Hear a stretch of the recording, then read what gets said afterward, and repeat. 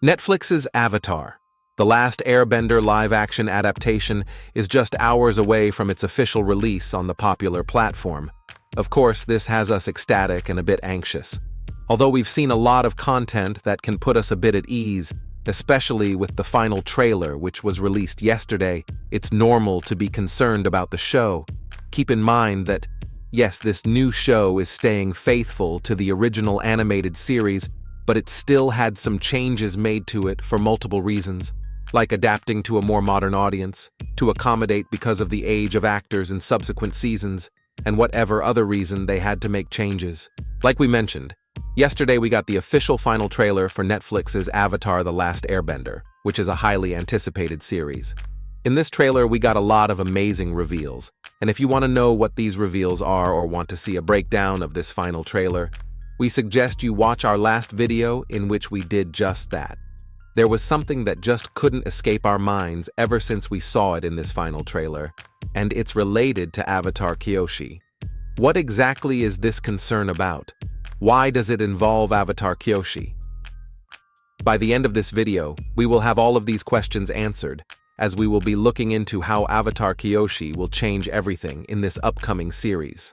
But before we begin, if you enjoy everything related to Avatar the Last Airbender and want to see more content like this, don't forget to leave a like and subscribe to this channel since we will be discussing everything related to this series.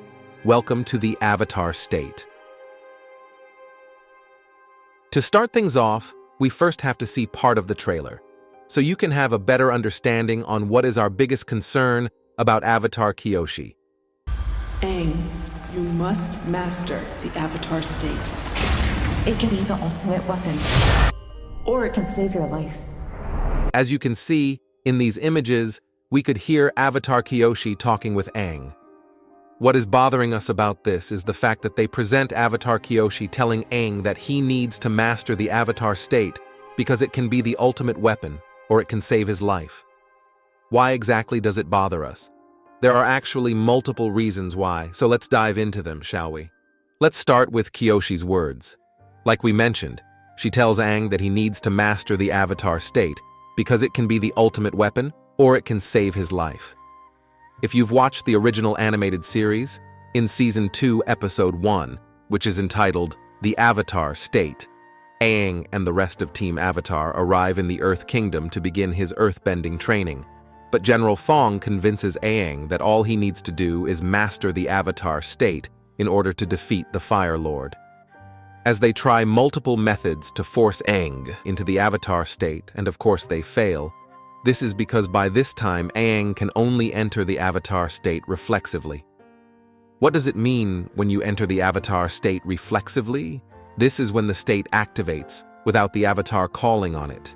The Avatar's eyes and tattoos, in the case of an air nomad Avatar, glow white constantly, and Rava's spirit allows for active channeling of the energy, skills, and knowledge of past avatars through the body of the current Avatar, heavily augmenting the current incarnation's bending abilities.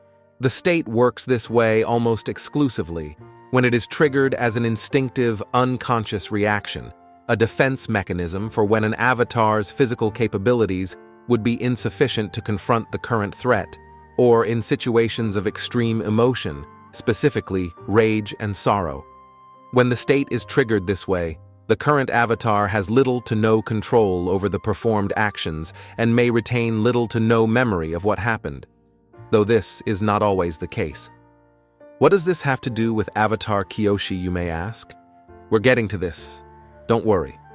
When Aang tells General Fong that he can only enter this state when he's in genuine danger, Fong tries to do everything in his power to make Aang feel like he's actually in danger in order to trigger the Avatar state.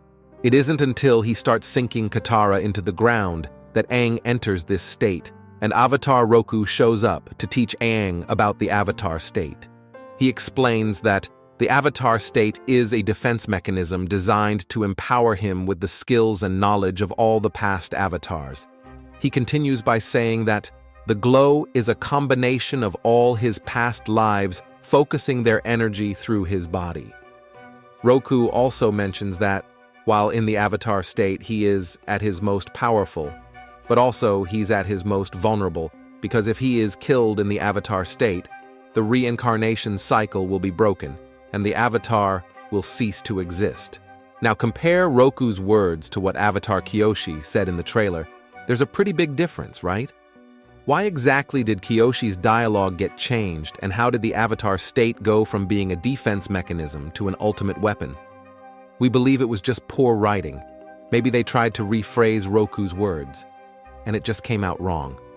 Because like Roku said, when in the Avatar state, the Avatar is at his most powerful, and probably they put it like it's the ultimate weapon, which funny enough is what General Fong called Aang when he was trying to convince Aang to try and master this state. Which brings us to our other concern regarding Avatar Kyoshi. Why is it exactly we hear her telling Aang that he needs to master the Avatar state? Shouldn't we hear Avatar Roku instead? This is a big concern for us, and here's why. In Season 1, Episode 3, entitled The Southern Air Temple, we see a flashback of Monk Gyatso talking with Aang. In this flashback, we see that Aang is worried because of his responsibilities as the Avatar. Aang asks Gyatso how he will know if he's ready to be the Avatar. In response, Gyatso lets Aang know that his questions will be answered when he's old enough to enter the Air Temple Sanctuary. He also says that inside this sanctuary, he will meet someone who will guide him in his journey. This makes Aang curious, and he asks, "Who is it?" Monk Gyatso then tells him that when he is ready, he will reveal himself to him. We later find out that this person that is supposed to guide Aang is Avatar Roku, the Avatar before him. Our main concern is that they change this from the original series.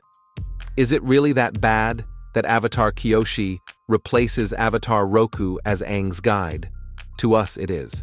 This is because the one that reveals himself to guide the current Avatar is obviously the Avatar before them.